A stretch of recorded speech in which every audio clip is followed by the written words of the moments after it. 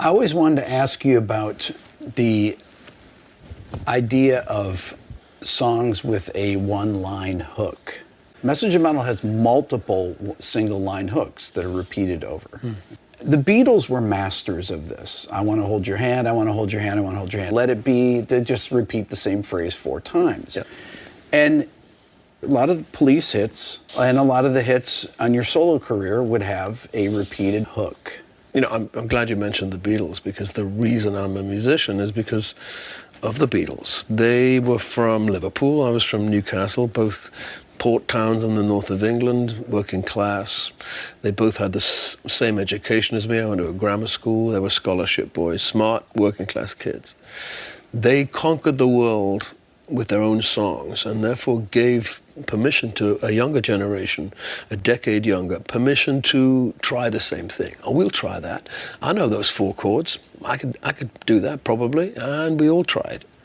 And some succeeded. Oh, some succeeded by the skin of their teeth. But we owe a lot to the Beatles. They really were an amazing influence on all of our lives. Tell me some Beatles songs that are, both of you guys, that you think are just incredibly perfect songs. Don't play Yesterday.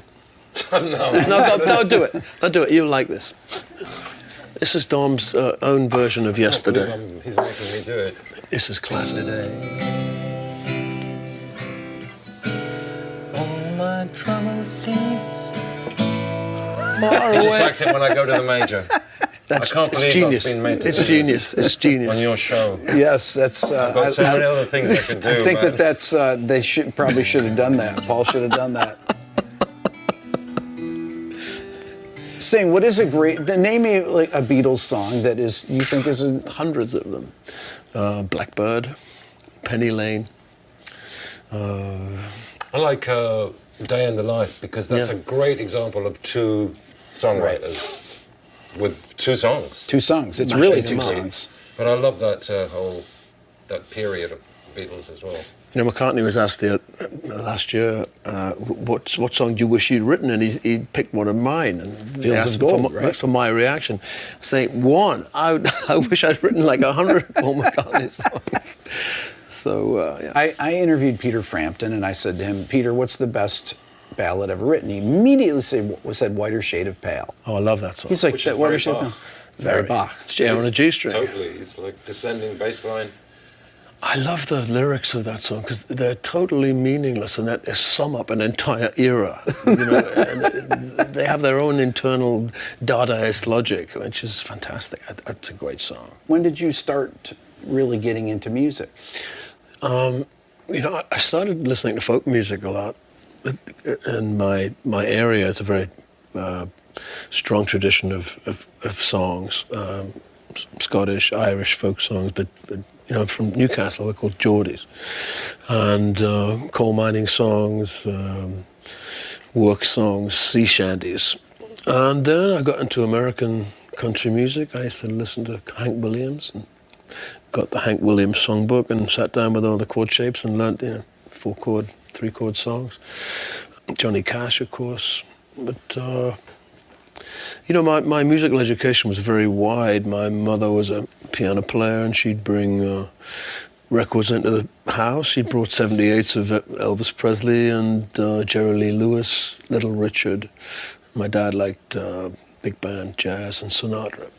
And then the BBC, there's only one radio station, would play everything from, you know, Beethoven's Fifth to the Beatles. And so you got this sense that music was a broad spectrum and not just this kind of thing that advertisers designed, you know. Let's just appeal to 19-year-olds. It was everything. And so music for me is a common language, and I like to be able to speak with all musicians. This weekend I'm working with an orchestra, and you know, I pride myself on knowing how that thing works and being able to discuss arrangements with those people. So music for me is a spectrum. Dom, did you grow up in the same way that listening to?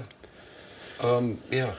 I've just the Beatles, of course. You know, a cross section of. I was brought up in South America, so that was a huge influence on my musical upbringing. You know, like You born in Buenos Aires? Yeah, is in that Buenos right? Aires. So Argentine music and Brazilian music was always there when I was a kid. So that mixed with the Beatles and the Stones and Paul Simon and Garfunkel. Yes, I mean, it's all the same stuff, and it kind of got into my skin. Do you feel like you were lucky, Sting, to have been born when you were, because you guys were inventing the language? There's not a lot left to invent. Not that there's nothing left to invent, but it's very hard to stay within the parameters and that people will accept as popular music and do something original with it. You know, every time we think we've hit the wall culturally, there's a way through. We have hit a wall, and we're all searching for the way through. So I'm not entirely pessimistic. I have a sense of optimism. I'm looking for it. Everyone's looking for it. Some genius will break the wall down. This is where we need to go. But you know, I mean, modern symphonic music can't get past the 12-tone scale. I mean, it's a massive cliff. But I'm hopeful, and I think it's music and society and history are all very much wound up. You know, we're stuck at the moment. I think it seems like every 30 years there's some big shake-up, and I think the last time that happened was 30 years ago with Nirvana. Yeah. Where they just like, do you remember that time? Yeah, I do remember that song. That was when we were on tour at the time. I remember seeing that video on MTV and thinking, what the hell is that?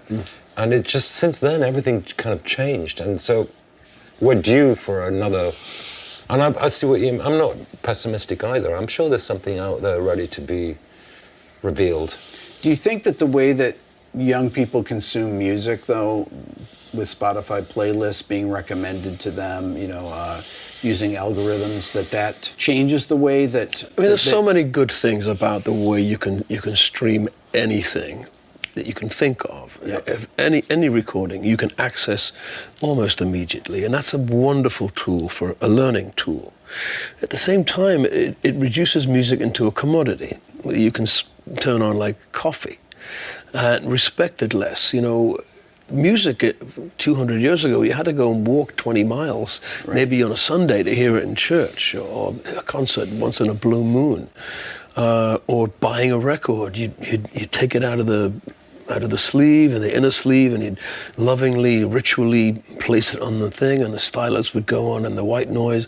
That was a religious exercise for me.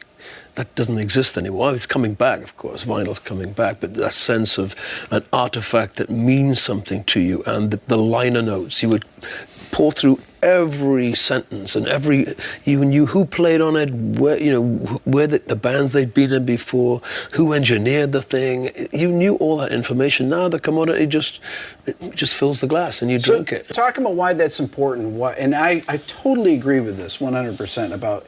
It's important to make the connection, not just who made the records, who's in the band even. Yeah. Who are the players? Everybody knew who the Beatles were. They knew they knew who all the Stones were. They knew who the Police were. They knew all your individual names. There should be a way in the streaming world where you can access all of that information, where everything can be. When you hit the credits on Spotify, it'll just show you the songwriter credits. At least when I look on there, I don't see who's the information, who are the producers, who are the engineers, things like that. Those things are important, especially to the producer. Yeah. But there's a whole universe of information that's useful for people and interested it's out in there, music. but it's not connected with the music like it was on the album cover. And the liner notes were very important to records as well. Yeah. But it seems like records, the album, the reason why the album is kind of slowly becoming extinct is because originally it was enough music that you could fit on a vinyl, which is 5 songs either side, because you could only get 38 minutes or something. Yeah. And so we're stuck with that model. And the young generation now, I don't think they really identify with 10 songs as a collection. They just want to hear one song. I still think in that model, though. I still think about A-sides and B-sides. And so do I. You know, putting a song at the end of the side A where you would be compelled to turn it over. Yeah. While we're sitting... It doesn't make any sense, really, but that's the way I think. Yeah, we're obsessing about the order of an album. You know, this should be the opening tracks, like you spend days on it, and nobody gives a Well, toss. you don't want the same key back to back. Or, the same tempo. You need to have. I think in terms of albums. I like people to think of buying our records and listening to it for 40 minutes. So do I. I may be being naive and unrealistic. The ritual of turning it over was good. That's when you would put the kettle on again and discuss what you heard on side A, and then listen to side B. Like a Pink Floyd album. It's like you're halfway through Dark Side of the Moon. I mean, there's a lot to digest there, to talk about, and then enjoy the second half. When a new Police record would come out and I'd go to the store to buy it, you didn't know what was going to be on it. You'd hear the song of the first single on the radio. Then you'd buy the album and you'd sit there, oh, I can't wait to hear this. What is it going to be like?